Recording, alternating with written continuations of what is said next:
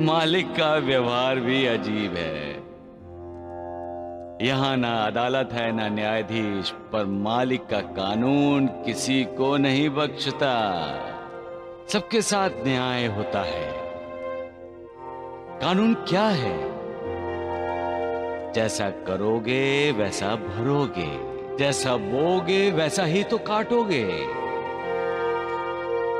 तुम दूसरों की मदद करोगे तो दूसरे तुम्हारी मदद करेंगे। तुम दूसरों को इज्जत दोगे तो तुम्हें भी इज्जत मिलेगी।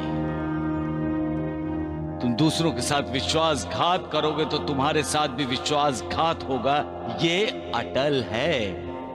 जिन पैसों के लिए तुम अपनों से गद्दारी करते हो, वो पैसे किसी के नहीं होते। पैसे का कोई ईमान धर्म नहीं होता। न उसके पास कोई प्यार की भावना है, न ममता की। वो तो निर्दयी है। उसके सीने में दिल नाम की कोई चीज नहीं होती।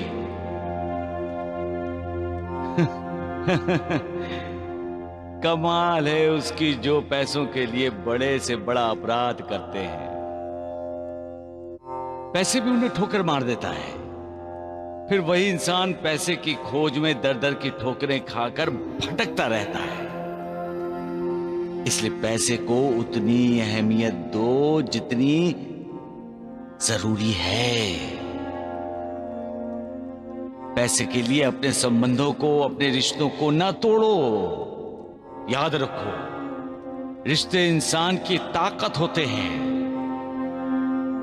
माँ बाप, भाई बहन, बेटा बेटी, चाचा चाची, नाना नानी, दादा दादी, ये रिश्ते इंसान के समृद्ध परिवार का लक्षण है।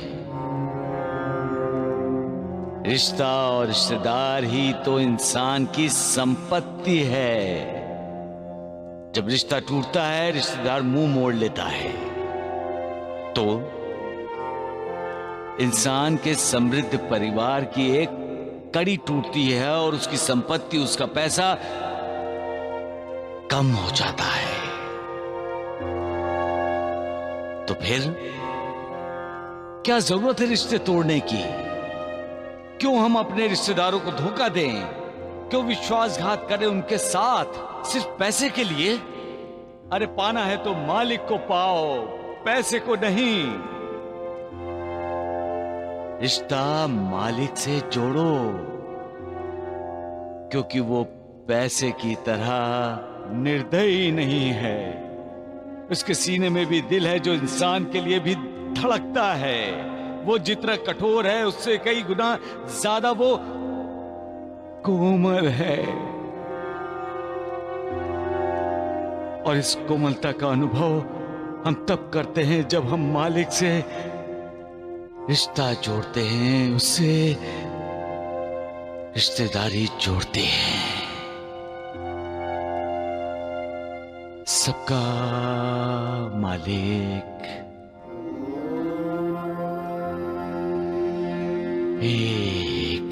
जब संदेह, शक, संशय, शंका रूपी शत्रु इंसान पर हमला करते हैं, तब जिस इंसान का मन सशक्त नहीं है वो बदल जाता है। उसका मन पहले की तरह उसका साथ नहीं देता। इस संदेह और संशय की वजह से ही भाई भाई नहीं रहता, दोस्त दोस्त नहीं रहता। शक और शंका की एक चिंगारी रिश्ते को आग लगा देती है। और ये आग तब बुझती है जब सच्चाई सामने आती है, लेकिन तब तक आग सब कुछ जला देती है, रिश्ते भी और रिश्तेदार भी। इसलिए अपना मन सुदृढ़ बनाओ और सुदृढ़ मन के लिए मालिक की पूजा करो। तब शक, संदेह, शंका, संशय का आक्रमण भी कोई असर नहीं करेगा। सबका मालिक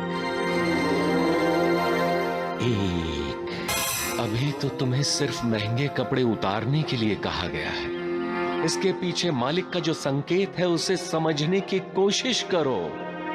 तुम्हें मालिक समझाना चाहता है कि कपड़ों के साथ साथ अपना अहंकार भी उतार फेंको, अपनी गलती सुधार लो, परिवार में जो दरारें पैदा हुई हैं उन्हें पाटो।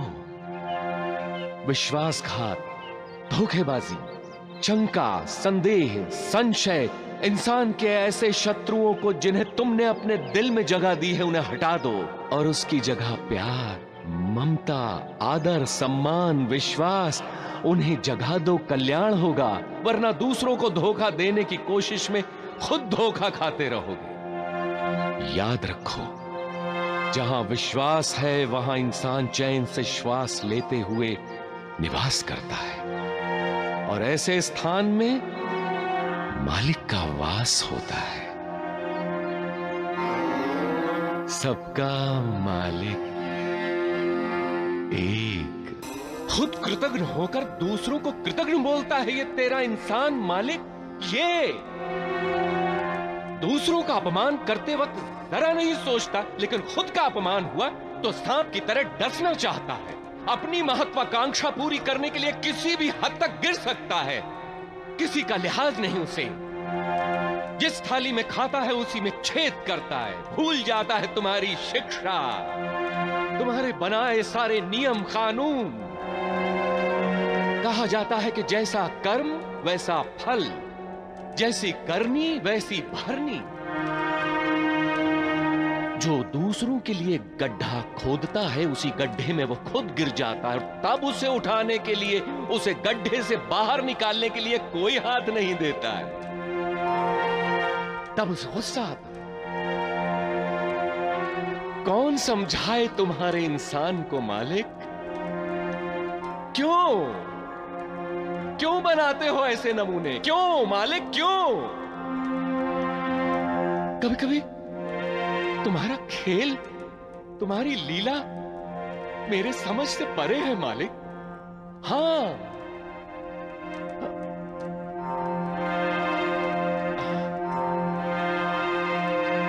सबका मालिक